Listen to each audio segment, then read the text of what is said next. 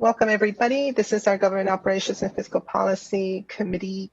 We're continuing our review of the FY23 budget, and I join you virtually today. I am happy to see my colleagues are there in person, Councilmember Katz and Friedson, and I welcome everyone who is here. I want to express my deep appreciation to this extraordinary team, Mr. Mike Hovey, Ms. Karen Hopkins, Kimberly Gay Armour, Jet Millard, Jayanti, Ali Prasad, Sarah Gomez, Derek Harrigan, as well as Mr. Smith for preparing the packet and always being so extraordinarily professional and really great stewards of our fiscal needs in the county. It is because of this team, many of you I have known for quite a while as we have worked together through this committee, as well as preparing to defend our AAA bond rating. This is a really extraordinary star team that has helped this county remain in very, very strong fiscal footing. So I do want to express my appreciation for that. Unless my colleagues have any opening comments, which I would ask you to either raise your hand or just wave at me or text me. We will get started. We do have a packet that Mr. Smith has prepared where he does suggest, he does make a recommendation that we accept the executive's recommendation of the FY23 budget, but I would like to turn it over to him so that he can focus on some highlights of this particular budget request. I will also caution that we have 6 items today, and I know we have a hard stop at 11:15. So with that, I'll turn it over to Mr. Smith. Thank you, Ms. Navarro. And again, I also express my appreciation, as always, working with our colleagues in finance and OMB as we prepare these packets to make sure the council has the oversight and information they need. I'll be quick for my first 3 items, not because that they are recommending mostly a same service level budget from fiscal 22, not suggesting that those are not important items, but again, just nothing has been added, at least in the finance and risk management budget from the executive. The important thing for the finance budget, I'll just note, is it has 2 major components. It has the general fund component, as well as the insurance or self-insurance internal service fund component, which comprises actually most of the expenditures that are recommended in the fiscal 23 operating budget. As you can see on table 1 on page 2, there's only modest increases for all of the program areas that this budget tracks. The largest is for risk management, which is our self-insurance fund, and that's related to the insurance costs that the county is estimating for fiscal 23. And as I'll note later, that covers other agencies as well that participate in that fund, not just the county government. And as I note in the packet, there are 6 program areas that OMB tracks for this particular budget. I won't go into each one of those unless the committee would like to discuss them. Again, there are minor recommendations in terms of what personnel and compensation changes, as well as some same local service changes for contracts. But I do not see anything in those program areas that we need to get into right now, but wanted to note that for finance, OMB tracks 6 program areas based on their efforts and implementation of this budget. In terms of expenditure discussion items, council staff only notes 2. Finance, the Department of Finance, like all county government agencies, is personnel heavy because that takes personnel to run the programs and implement the services that the county has. There is no budgeted lapse in finance's budget, but they do have 16 vacancies right now. Oh, so excuse me, as of February 28th. That does not seem abnormal given the current lay of the land for the county government. Certainly the expenditures in finance on the personnel side will be dependent on how long it takes to fill the vacancies and just general turnover. Don't believe the committee needs to do anything there, but wanted to note it just for the record that there's no budgeted lapse, at least in finance's budget this year. The second one is on the risk management or the self-insurance internal service fund. Again, the expectation is for growth in that fund, both on the expenditure side and the revenue side because of the premiums that the participating agencies, including the county government, will spend. As noted, the fiscal plan says that there's an 81% confidence level in the expenditures for the risk management fund in fiscal 23. And as noted in the packet, that means about 8 out of every 10 years, the fund will be sufficient. A little bit greater than 8 out of 10 years, the fund expenditures will be sufficient to cover claims. That is well within the range that the fiscal plan notes, 80 to 85% that the plan should, or the fund should be at. And as noted, we do see that expenditures in the risk management fund will increase over the next 6 years. As expected, it's slightly less than current inflation rate, slightly more than the inflation rate recommended or projected in the 6-year fiscal plan, but in line with what we're expecting. And as the risk management fund's expenditures need to increase, so will the premium, so to speak, that the agencies will pay each year. And at the same time, since we are doing this budget, I will just note that the council or the committee will also be reviewing the risk management NDA, which is the county government's general fund payment to the self-insurance fund.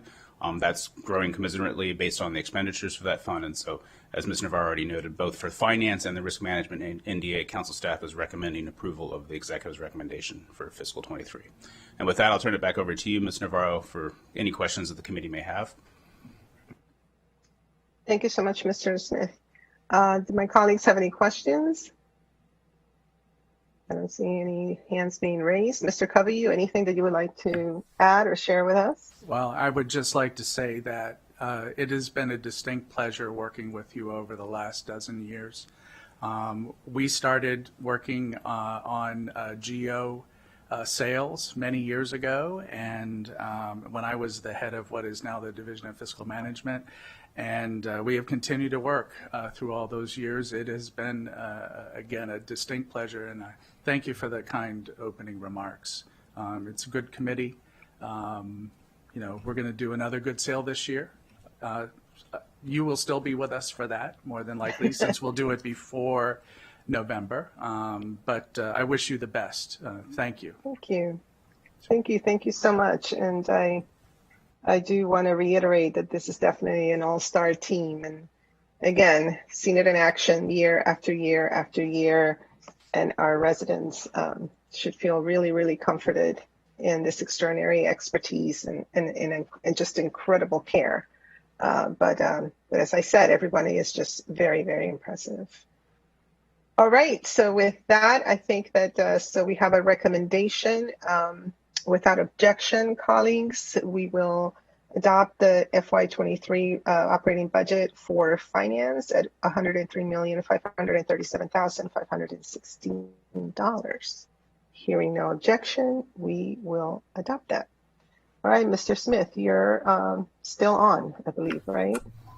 That is correct. And just for transparency, the committee should also make a recommendation on the risk management NDA, which was part of that packet. And so that would be, let me just double check real quick. 100 and no, that was no? Apologies, Ms. Navarro. On page 5 of the packet, the risk management NDA for fiscal 23 is $25,733,987. So council staff included both of those in the same packet, again, because the risk management NDA is so linked to finance's budget. So again, the council staff recommends approval of that amount. Thank you for clarifying that. Colleagues, any objection to also adopting the FY23 NDA recommendation? Seeing thumbs up. So hearing no objection, we will also adopt that one. All right, Mr. Smith. We'll give a couple minutes because the debt service team is slightly different than the finance team. Excellent.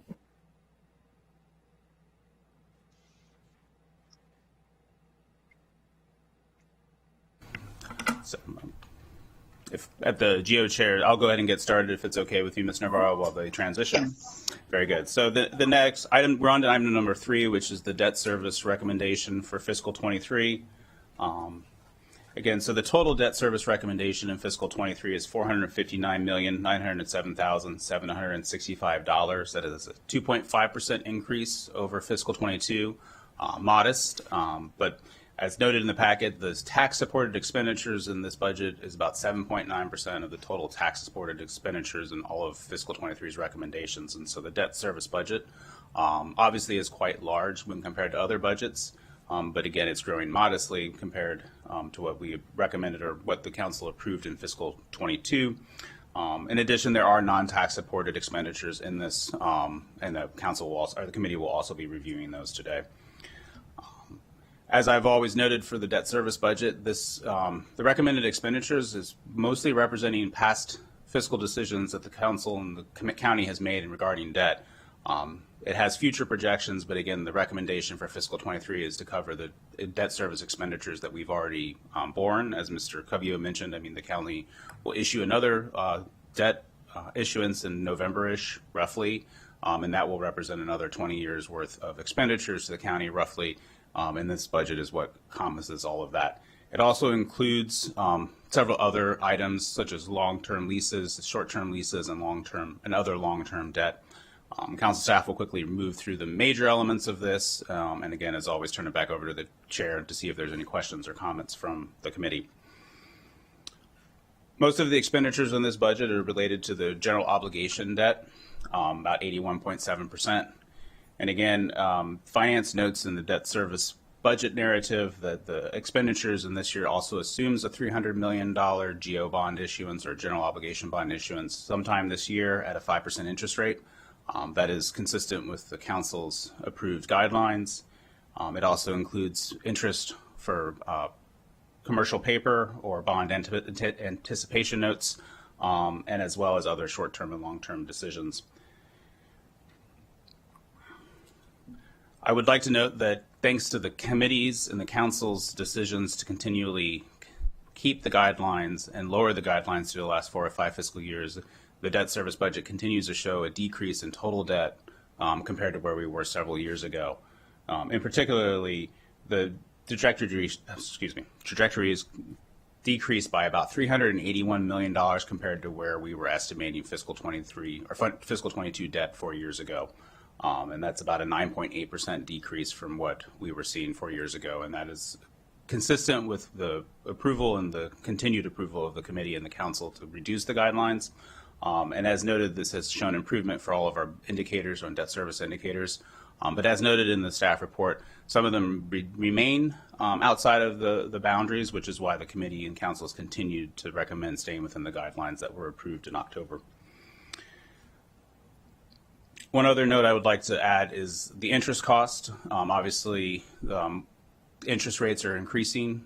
The Federal Reserve Board has already indicated perhaps a 5.5% increase in the next round. We'll see if that comes to fruition. But as the Reserve Board considers how to rein in inflation and level that with interest rates, the interest rates will increase. That may impact some of our GO bond issuances. More particularly, it will impact our commercial paper borrowing, and that is noted in this with the. And it is in line with what we're expecting, but the increase in interest on commercial paper is larger than what we've seen previously when we were in a low interest rate environment.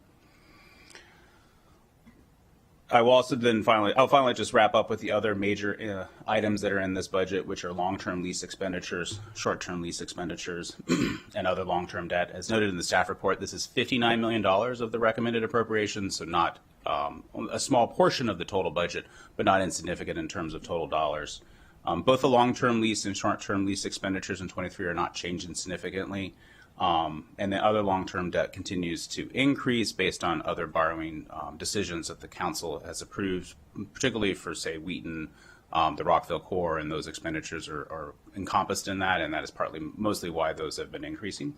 And ultimately, council staff does recommend approval of the fiscal 23 appropriation as recommended by the executive. With that, Ms. Navarro, I'll turn it back over to you for any questions by the committee or comments by finance.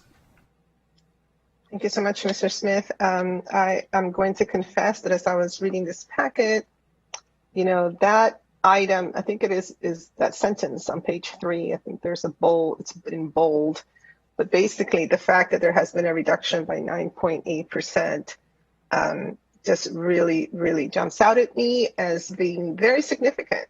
And I do want to, acknowledge that this committee really has been steadfast in achieving this result because it is so hard every single year when we're trying to address the needs that exist for the various projects in our CIP. It is so hard to hold the line, but we've also understood that you have to start. You have to start somewhere. And I think cumulatively, we are moving in the right direction. And so I do want to acknowledge that and really appreciate my colleagues on this committee, their commitment to making sure that this occurs, because we then have to make the case to the rest of our colleagues and all our constituents, and it's usually not an easy thing to do. However, it still requires quite a bit of work, and in my opinion, it also requires an understanding of how this connects with the need to be very aggressive in our economic development endeavors as well, because we need to find ways to continue to expand our revenue in many different fashions, so that we don't have to just depend on, the borrowing, and addressing the issues around this debt service is going to be important, so we can have the resources. So it's all connected, but I think this is a very important point that Mr. Smith did note in his packet that I think we should all really, elevate as being so important. Councilmember Katz. Thank you very much, Madam Chair. And I guess we should say that we're in your debt as well for this, because when this started, when I came from a place that was debt-free, and I realized that Montgomery County was not going to ever be a place that is debt-free. It's a very different government. But it scared me to no end. And in fact, I remember saying when I was running that if it were a department, if debt were a department, it would be the third largest department that we have. And we did it. We have done this in a systematic way, and under your leadership, Madam Chair, and the county it certainly owes you the great debt of gratitude for that, because as I remember, and I've said this many times, that my mother used to always say that medicine can help you, but if you take it all at once, it could kill you. And that was the concern that we had for debt, that I had for debt, and others also had that concern, that we needed to do it in a way that we would have that blueprint, that we were going to get to the better place, but not overnight. And that's what we're doing.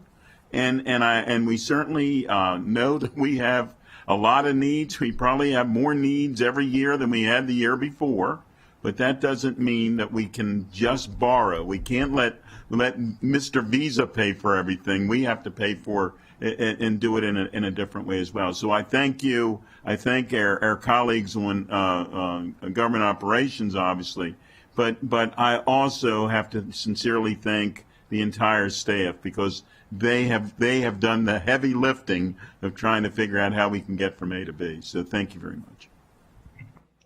Yeah, you said it very well. Our staff has been, quietly proposing this and helping us kind of work through this and figure out where we start. They do deserve a lot of credit for this as well. Councilmember Featon.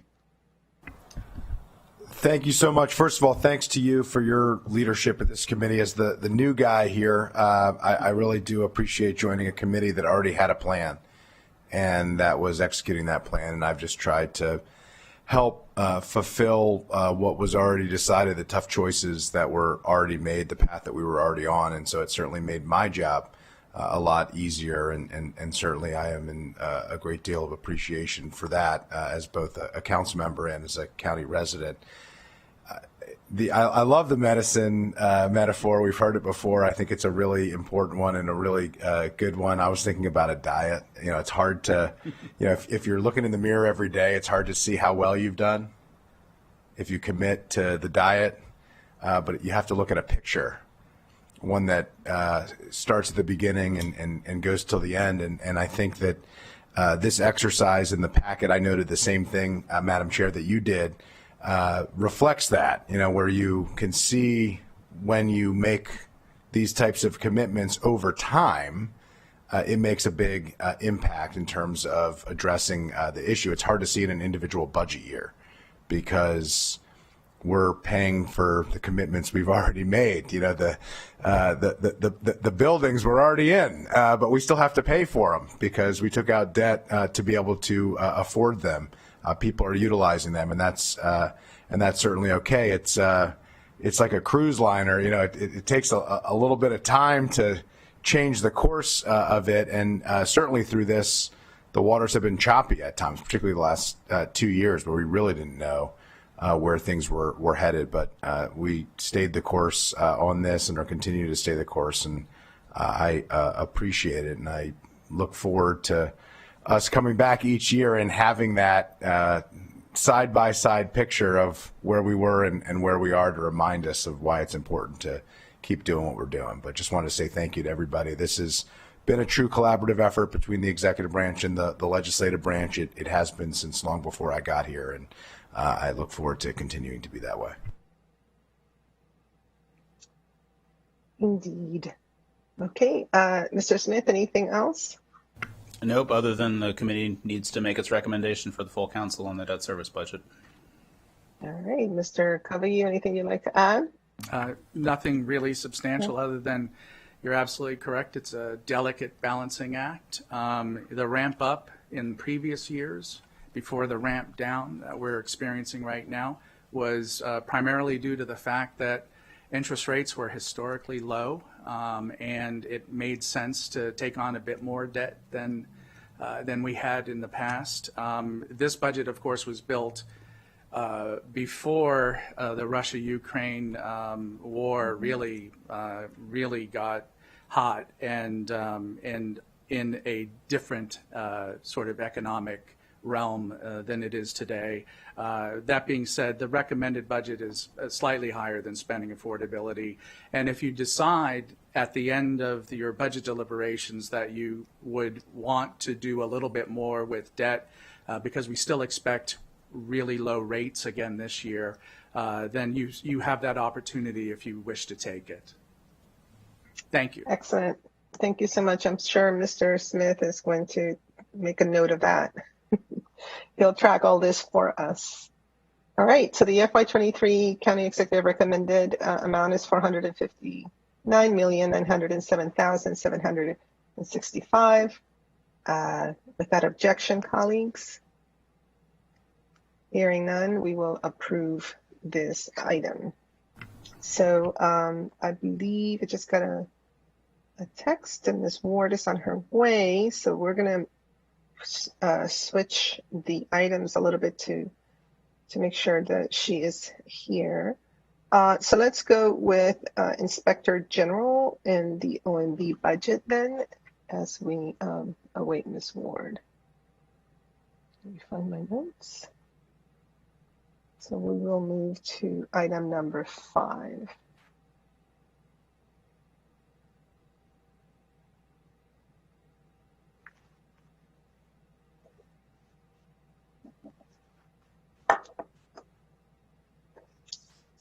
Okay. All right, and for this item, we do have Ms. Lamarzi, I believe we have Ms. Knight from OMB, and Mr. Howard, who is staffing us in this item. I'm going to turn it over to you, Mr. Howard, to walk us through the highlights of the budget, and then if Ms. Lamarzi wants to share some thoughts on this particular budget, that would be wonderful. Mr. Howard.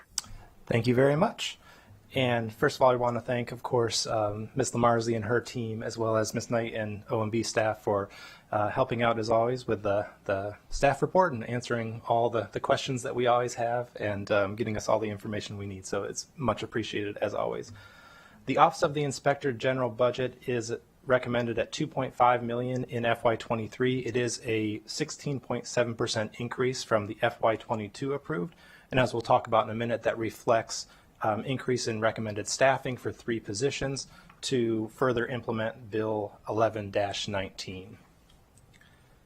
The 3 positions added would add an increase of $294,000 to the IG budget, and they would provide additional staffing in the audit division. These positions were added in alignment with the additional requirements placed by Bill 11-19, and the 2 of the positions are budgeted to begin in October, and the other position is budgeted to begin in January, and the other changes in the IG budget were primarily just annualization of FY22 compensation adjustments, as well as the proposed FY23 pay adjustments. In terms of staffing, last year the committee discussed the IG staffing and the overall staffing plan, and at that time Ms. Lamarzi had indicated that she was in the process of redoing her annual work program, and as part of that was going to submit a revised and updated staffing plan. That staffing plan, or the work program, was submitted to the council in October. Correct me if I get the date wrong. November 1st. November, close.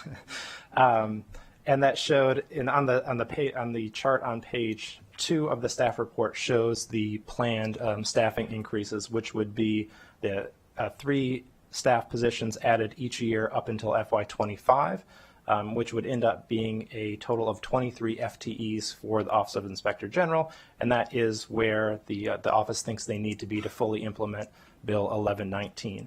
And you'll note that most of those positions would be coming in the audit division, because that is the requirements that are that the bill imposed on the office.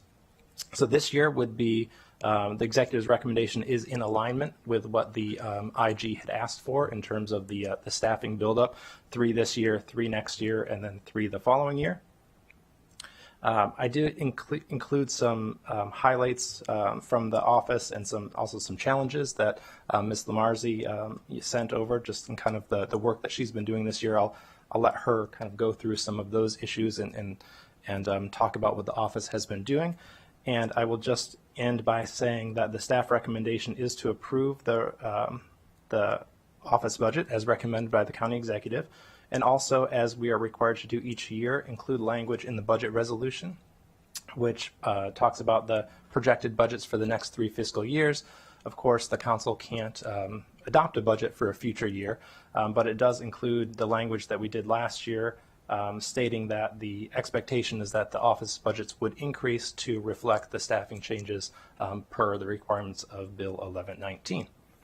And with that, I will turn it back over to you, Ms. Navarro, for any questions, comments. Thank you. How about if we hear from Ms. Lamarzi, and then we'll see if our colleagues have questions. Ms. Lamarzi. Thank you. Good morning, Madam Chair, members of the committee. It's wonderful to see all of you. As you've seen and heard, the executive's recommended budget is consistent with the intent of this committee and this body when it came to implementing 1119 and our office's mandate and obligation to perform those systematic, rotating audits and reviews of all principal departments and offices within county government. And as Mr. Howard pointed out, it is consistent with the staffing plan that we presented, which is based on our own research and assessment of how long audits are taking us now, what other offices of inspectors general are doing, how timeframes work there and in other audit divisions. And we are going to continue to monitor that and make efficiencies and tweak our plan as needed so that we are being as responsible as we can with our recommendations. Since its passage, I really have worked diligently to implement 1119. We've stood up an audit division, and we've also been able to increase the breadth and the complexity of the work that the office does as a whole. We've modernized and been consistent in presenting findings and recommendations that we hope and we intend are always informative and actionable. I will just take a second and thank all of the elected officials in this county have shown a commitment and placed a high value on an independent Office of Inspector General. And that is not the case everywhere, and is certainly not the case everywhere in the state of Maryland. So we are appreciative of the support that we have received, and your championing our office has really aided in our success. It makes it possible for us to do the work we've done. And in this fiscal year alone, only through the 3rd quarter, we have published 13 products. We've responded to over 200 hotline complaints. We have performed or initiated 17 investigations, and we have announced engagements open right now in departments and several in the planning phases. But as you know, the true driving factor of our growth is 1119. So I thought I would just, since this is a budget hearing, I would really focus in on what we have done to implement 1119 to this point. We hired our first 2 auditors in late July of 2020 and have filled 4 more audit positions since then. We've trained our staff on government accounting auditing standards called the Yellow Book. It's about that big. That we are required to follow. We've developed policies, procedures, workflows, templates that are all part of what we need to do to actually do the work that we do. We procured, customized, implemented, trained our staff on state-of-the-art public sector auditing software. My audit division alone has logged over 100 training hours to ensure that they understand and have learned the county's systems and policies. We developed an diversity, equity, and inclusion lens that we apply to all of our engagements, including the audits that are done in the audit division. And we have completed 2 departmental audits and 1 departmental review under our mandate. So we've accomplished all of that, by the way, during a pandemic. So it really has been a group effort, and I'd be remiss if I did not thank my staff for their tenacity, their commitment, their dedication. I know this body alone this week commented on how challenging the last 2 years have been for all county employees. So I also really do want to thank all of the other county employees who work with us, finance and OMB and everyone being here today. They hear a lot from us, but we really are grateful for the responsiveness and the way that we have been able to work together. And lastly, I really do want to thank this committee. 1119 comes out of this group in particular, and I really do hope that you will recommend approval of the recommended budget, and thank you again for your support. Thank you, Ms. Lamarzi. Thank you for really owning this role and just being steadfast. You know, we could pass whatever type of bill, but the reality is that, you know, how it is implemented and your leadership is what makes a big difference. You have owned this, and our residents, you know, should feel really, really satisfied with the fact that this office now has been strengthened to this degree. Such an important time to have done this. But let me turn over to Councilmember Friedson, who had a little bit to do with this whole endeavor, and then Councilmember Katz.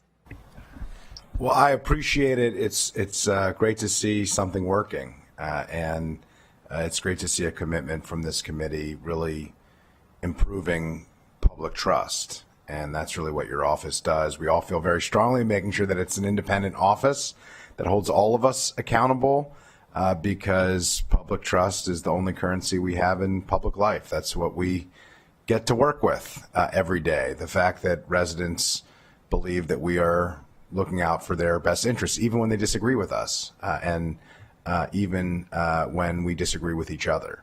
And so I just really appreciate the fact that we set a plan, we're funding the plan, we're fulfilling the commitment that we made to have an oversight operation in Office of an Inspector General that is appropriate for a government that has the span of control that we have, that is a $6 billion plus budget.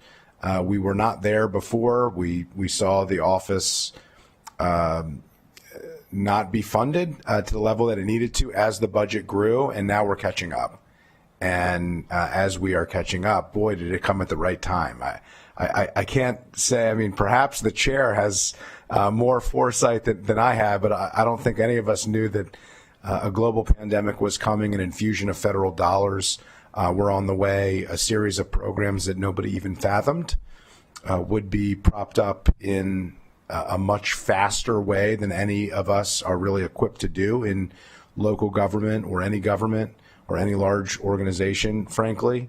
And we needed an inspector general to make sure that we were doing it right and to address some of the problems and the challenges that were understandable, but that needed to be noted for all of us to improve upon as we move forward. And certainly you've done that, but had we not committed to this earlier, had this not been a commitment of this committee in the first year of this term, it wouldn't have been set up to do that. And I think it's a lesson for us for moving forward that we can't delay the commitment that we have to do perhaps the less sexy work of government, but the really critical work of government, and that is the nuts and bolts of financial oversight, which is really what legislative branches are responsible for doing. We pass a budget, we provide oversight for the budget. Everything else is a bonus. It's important work, but it's an extra to what our primary responsibility is. This is the the food, shelter, and clothing of governance. And I just really appreciate all the work that you've done. You've showed tremendous leadership of this office. It's great to see the work that you've been able to do, and I just am really proud of the work of this committee and of the council and of our commitment to make sure that we are holding ourselves to the highest levels of accountability and public trust. So thanks so much. Councilmember Katz. Thank you very much, Madam Chair, and thank you all for doing such an unbelievable job. I'm not going to repeat what Andrew said, but I do agree with what Andrew said. And Montgomery County has always been very, very proud of the fact that we try to follow the rules, and but sometimes, and we've had some who have not followed the rules, and they need to be taken into consideration. And sometimes, even if you think you're following the rules, because we've always done it that way, it becomes easy to make a mistake a second time or a third time. And you certainly have helped us all realize that there's at times some things need to change. My question really is about the staffing. Are you comfortable that you will be able to find people to do the work in the way that you want the work to be done? Thank you for the question. It really has ebbed and flowed. We have had recruitments that I've had to open and open and open. And we've had recruitments very recently where we had 2 or 3 really strong candidates that we wished we could have hired everyone at the same time. So it really has depended. The pandemic played a part in people being able to commit and knowing what they wanted to commit to. So we're doing our best. We've been rather successful recently, also because we've gotten better at realizing the skill set we need and expanding into different areas for us to go out and try to recruit. We are going to start an internship pilot this summer, which I told you was one of my goals. And my hope is that over time will also enable us to find some really great people. Well, thank you. Thank you again for doing all that you do. And with that, Madam Chair, I'm turning it back to you. Thank you so much, Councilmember Katz. Okay, so with that, we do have a recommendation of a FY23 County Executive Recommended Budget of $2,512,400. Without objection, colleagues? Hearing no objection, we will approve that. Thank you so much, Ms. Lamarzi and your team, for everything that you are doing. Okay, let's see, Mr. Howard. I think let's see, Office of Management and Budget. Should we do that one? Yeah, I think it makes the most sense to do the OMB first, and then Ms. Ward is here, but if you go through OMB first, then turn to the other one. That'd be great. All right, Dr. Torregas, I believe that's her item.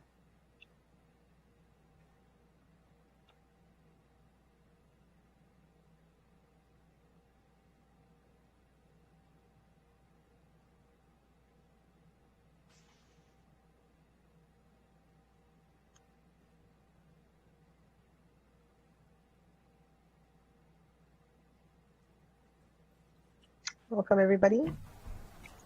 Good morning. Okay, so welcome, Ms. Bryan, Mr. Mullen, and let's see, with that, Dr. Torregas, I'm going to turn it over to you to just share with us the highlights of this budget request. Thank you very much. This is a pretty straightforward budget. I want to start by thanking my friends at OMB, especially Chris Mullen, who was very helpful in the midst of everything that OMB does during budget season to focus on his own budget and to provide all the information that I requested and more. So very much appreciate that collaboration. The budget for OMB has gone up from fiscal year 22 approved number of 6.4 million to about 6.9 million, an increase of about 7.2%. There are 2 items that I wanted to focus the committee's attention on before recommending the actual approval of the full amount that the executive has requested. One of them is staffing. If you go to page 5 on the management, number 2, you'll see that budget estimates estimates that the fiscal 22 budget will use only 300,000 of the planned 1 million increase from fiscal 21 level. In other words, OMB has been unable to fill positions this year. In addition, fiscal 23 has requested a $1.1 million growth over the estimated $3.7 million at the end of fiscal 22. So I'm just wondering whether the OMB director would care to give the committee a strong explanation of how, if she was unable to do so in the year before, she would be able to overachieve in this coming year. Staffing is necessary. This is not a request to reduce the staffing level, but I'm just concerned about the human resource element within OMB. That's a good point. Director Bryant? Thank you, Council Chair Navarro. We are equally concerned about filling positions. We're experiencing everything that every employer across the country is experiencing, including the county council. We are competing for the same talent pool, basically. We are aggressive in our outreach. We have advertisements now probably at every university across the country. We're looking at every aspect and trying to draw people into applying for positions here with Montgomery County. This is exciting work. It's rewarding work. But we as a team are not just relying on our OHR partners. We ourselves are out there recruiting at schools. Mary, and I have to tout some of the work that she's been doing. She goes back to Syracuse University every year, does presentations at the university, and actively recruits. Our entire team is actively recruiting at this moment. We are hoping that, we get some noteworthy candidates that we will be able to bring on staff and train them and bring them along. But we are facing the same challenges. We are competing with a rather rigorous pool of noteworthy partners across the state, the federal government. We have a heavy federal presence in our area. So the competition is stiff. And we really do have to be on the top of our game when we are talking about Montgomery County and how we're engaging people and explaining what we do and how we do it, and the benefits and the career opportunities and the growth opportunities. That is one of the challenges that we have faced, is that we've groomed great people. They have gone on to take on senior level leadership roles throughout county government. That is where the majority of our people have gone. They are being proliferated throughout county government, and that's a testament to the talent that we grow once they are with us. We are also looking to continue our commitment to ethnic diversity in our staff, and still trying to create a team that mimics our community, both in ethnicity and linguistically. So these are all challenges, but we will continue to seek out those candidates. We will continue to be active and not just solely rely on human resources, but our team is progressive and active as well. Thank you so much for that explanation. It's definitely becoming a theme, and it's important for all of us to be cognizant of what this means for sure. It is quite, it is distressing. I mean, it is happening in so many sectors, and, for us to continue to be able to provide the amazing services and the level of, quality of life that we need, it's so important to rely on our staff. And so I appreciate the efforts that you are making. I do, I, as Dr. Torregas pointed out, do worry a little bit about this additional request, given that there's still all of these positions, but I can understand your desire to make sure that you are putting forth a request of what you believe it's needed, and hopefully things will turn a bit. Any comments or questions from my colleagues? Councilmember Friedson? Yeah, perhaps we could come back and just get a progress report on the filling of the vacancies. I don't know what a reasonable time frame would be, but early fall, perhaps, or sometime like September, if pleases the chair. But I think we need to be monitoring this, and not just each budget year, but throughout the budget year, and address issues if there are any as we move forward. So just a suggestion. Absolutely. That sounds great. I'm sure Dr. Torregos will make a note of that.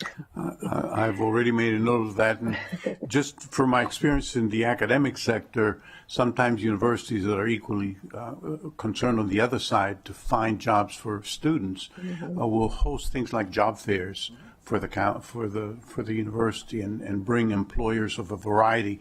And we probably have done that in the past, and it might be time to reconsider something like that.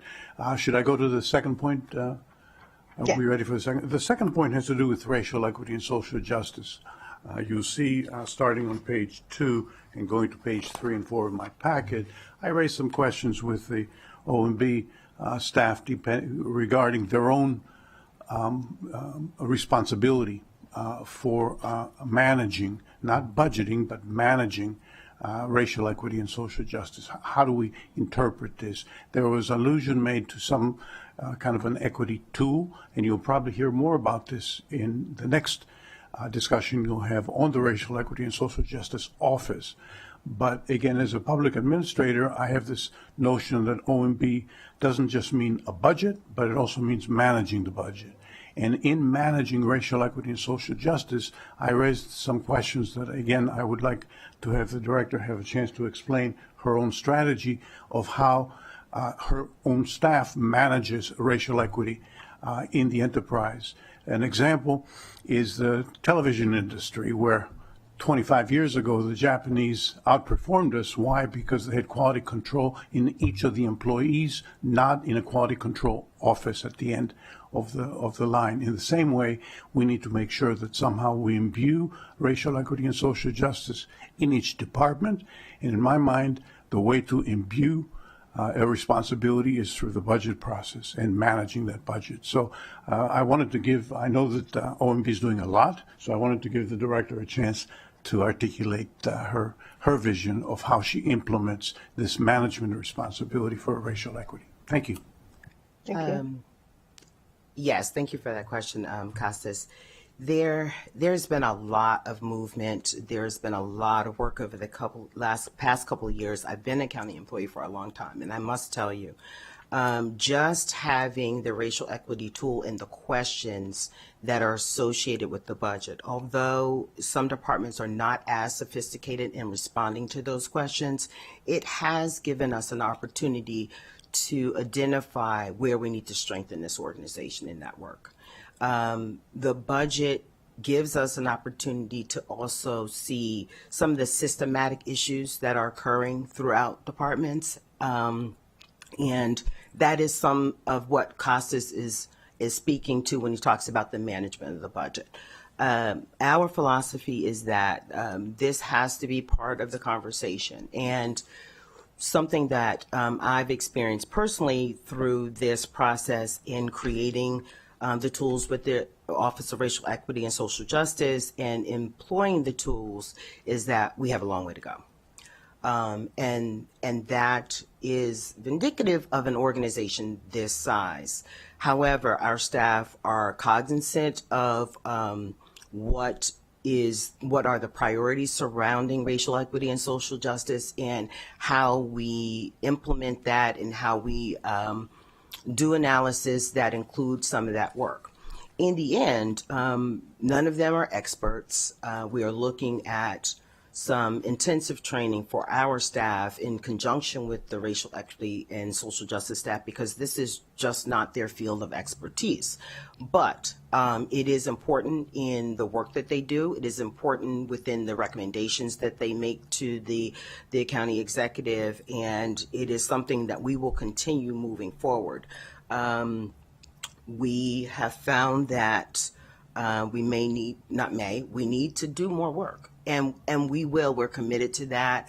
Our analysts are committed to that. They have done yeoman's work with what they have had, additional assignments, and just trudging through 2.5 years of global pandemic. But from my viewpoint, this is something that is at the forefront. It's something that we know the council is very interested in. We have legislation that have guiding principles for us to live by and for us to continue to build upon and to incorporate in our work, and we will continue to do that. Like I said, it's a large organization, and I wouldn't be transparent if I didn't say we have work to do, but we are committed to doing that work, and we'll continue moving the organization forward each budget cycle. We recognize the need for training and that people know what they're answering and why. That is important. Some people don't know the history behind a lot of this work. That's something that the Office of Racial Equity and Social Justice and the Office of Management Budget together can do to move this organization forward and to educate all of our employees from the bottom to the top, because I'm finding there are spaces and gaps everywhere, and it's to no fault of their own. These are just things they are unaware of, have never been educated on, and we have to do our part. I really appreciate how you have framed your response. Let me just say that, when I began this work, I understood clearly that, as you said, it's going to be very difficult with an organization of this size. The culture change is going to take time. And I was under no illusion, and my colleagues and I had those conversations. I had that conversation with the executive that, somehow this was going to be like a little magic wand and everything would just be perfect. This is definitely one of those areas where, if you reflect on how long it has taken to, get us to a point where we continue to see and really be dismayed about all of the gaps that exist. I mean, there's a lot of years that have led to that point. So we're not under any illusion that within, 3 years or so that everything is going to change. And I think it's important to acknowledge that while there is, as you just described, a real focus and intentionality in seeking the different ways in which this can start to be embedded and this can begin to be implemented. I am thrilled every time I hear, folks come up to present to the council or in conversations in the community, et cetera, when equity is brought up, because to be honest with you, previous to 2019, it was not something that was discussed like this. And I think that's a real good start. And the only other thing I will say is that, yes, we do need a lot of training and a lot of practice, but there is a simple notion that I always think about. When I was running a nonprofit organization, a lot of times I heard that it was difficult to reach the Latino community. It was really hard to engage the Latino community and do the outreach. And I used to always, comment that when my mother when she was alive and she would come and visit me here in the United States, she would always only want to watch Spanish language television. And we're talking early 90s. And there was this one particular lawyer, and I'm not going to say his name, but all the Latinos know it, who had this ad.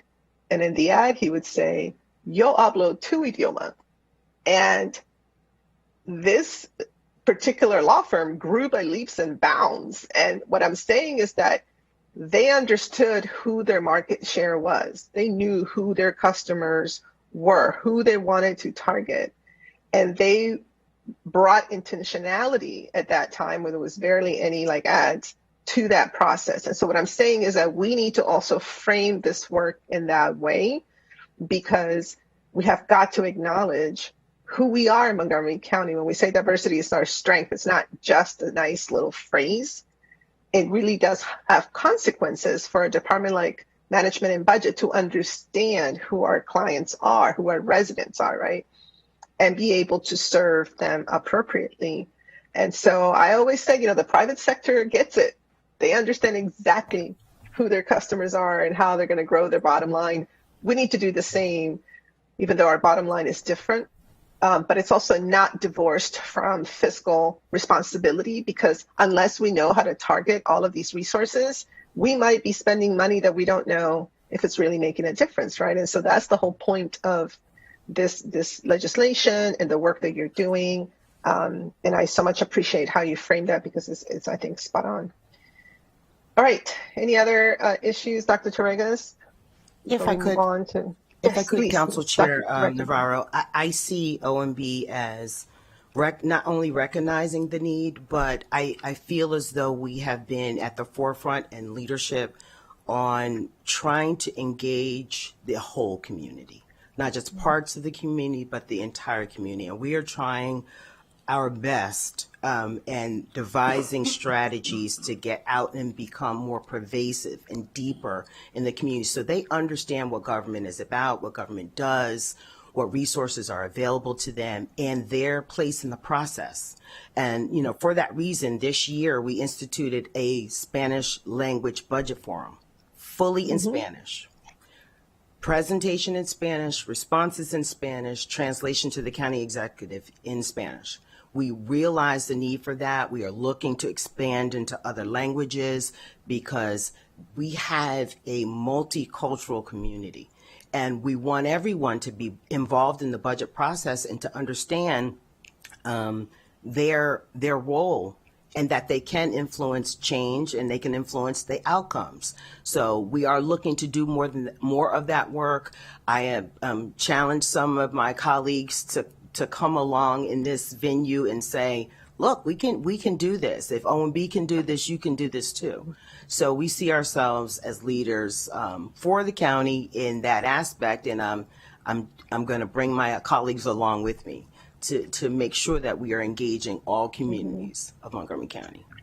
Kudos to you for leading that. I remember I didn't have the opportunity to attend, but I saw a lot of it posted online on social media, and I retweeted and I publicly thanked all of you because it was so well attended. It was so engaging, and I heard really positive feedback from that. So congratulations. You know, it's overdue, in my opinion, and I think it's obvious by the engagement. So I know it's only going to grow from there. So thank you. Thank you so much for leading in that space. All right, let's see, colleagues, any questions? Anything else, Dr. Torregas? I want to be mindful of our time because we do have a hard stop. I think you've covered the two major issues. Perhaps I can amend Councilmember Friedson's recommendation for a September update to also take a look at this budget equity tool. We hear about it, we hear it's great, but we haven't seen any outcomes from it. So perhaps some kind of a display of how it helps budget give us the lens of social equity. That would be, if Councilmember Friedson's in agreement, I would add that to the September request. But I'm done, and I'd recommend approval of the full amount that the executive has recommended. Thank you. I do think that we should definitely follow up on those two items, and I know that Ms. Lena Singleton can also work with you, Dr. Torregas, for that particular piece. I'm very curious also about the budget equity tool. It's going to be fundamental to execute the law, implement the law that we pass. So I would love to have that as a follow-up as well. All right, colleagues, any further questions or comments? Seeing none, without objection, we shall then accept the County Executive's FY23 recommended budget of $6,880,700. Thank you to the OMB team for all your work. It's not easy. Thank you. They always do an amazing job. Excellent. All right, so for our last item, pull up my notes. We're going to go back to the Office of Racial Equity and Social Justice.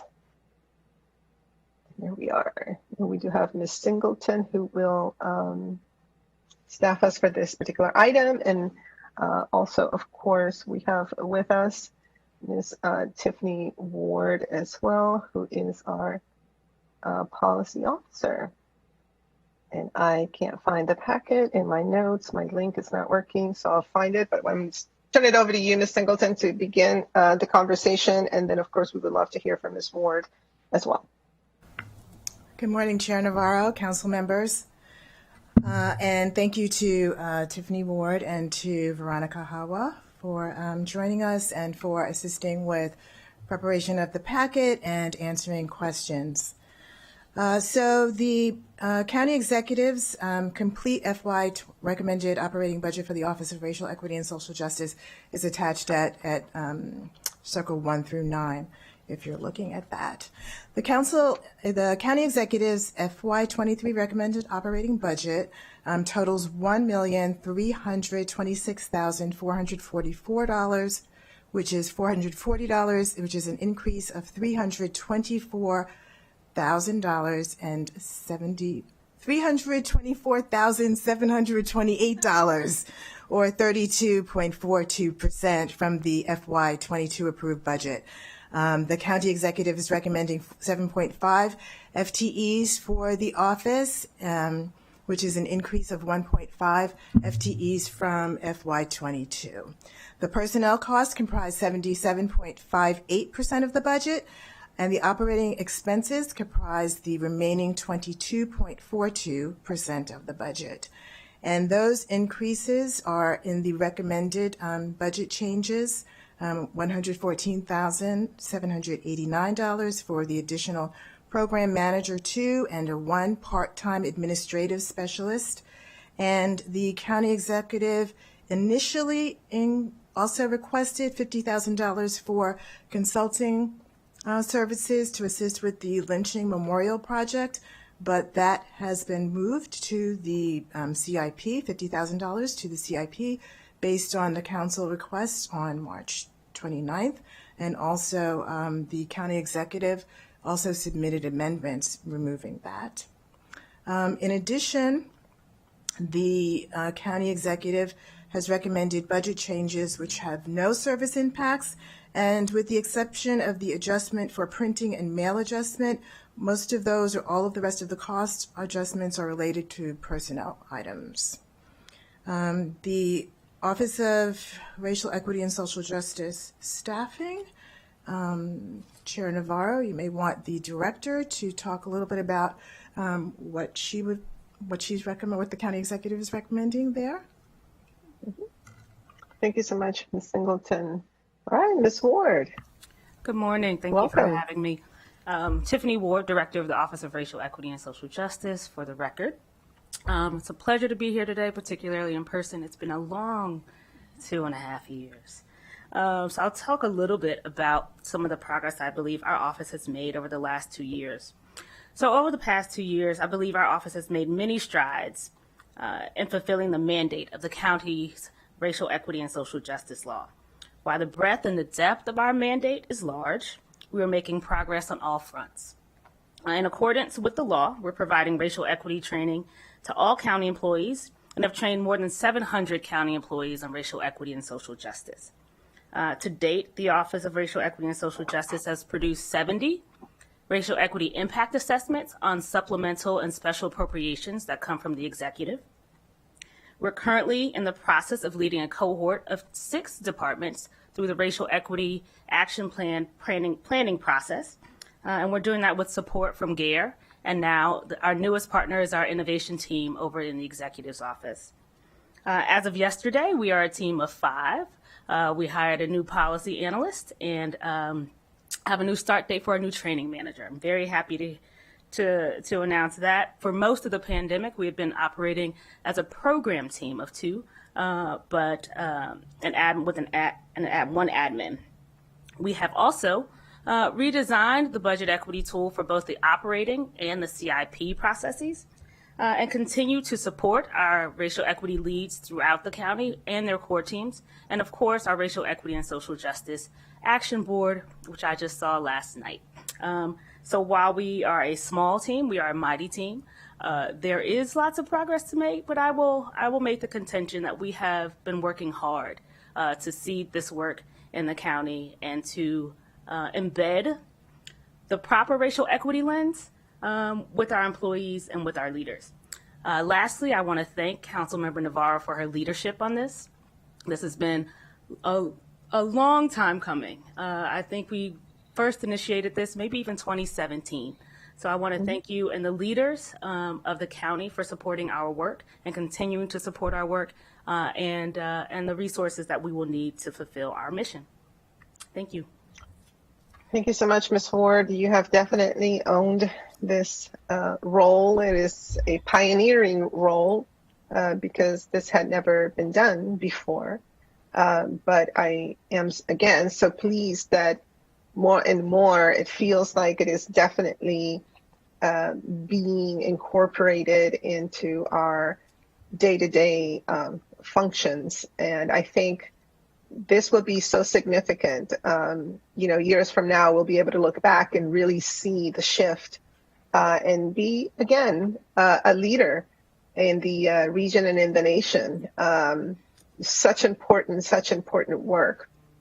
I also am always struck by, Councilmember Feetson mentioned this during the IG budget deliberations, struck by how well positioned we were right before 2020 hit.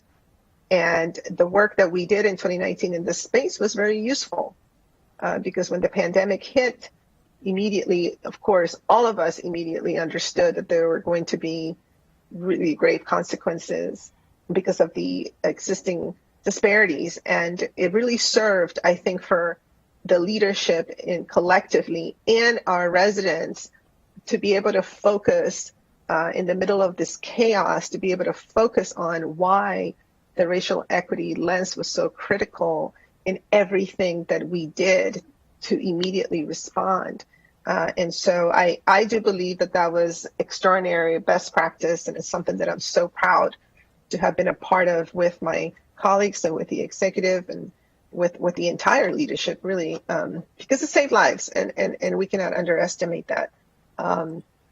So with that, let me see if my colleagues have any questions about this budget recommendation or the work of this office?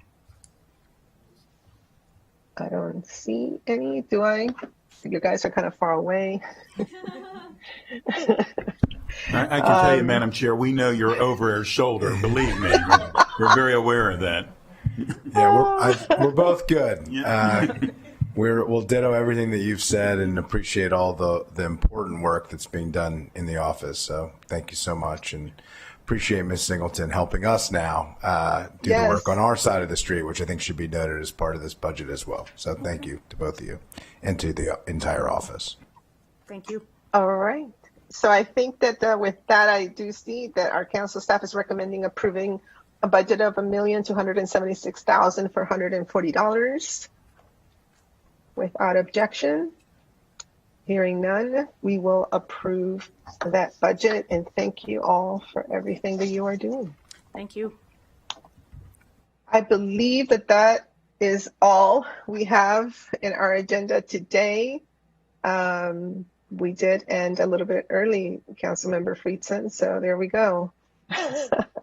With that, we are adjourned. Thank you, everyone.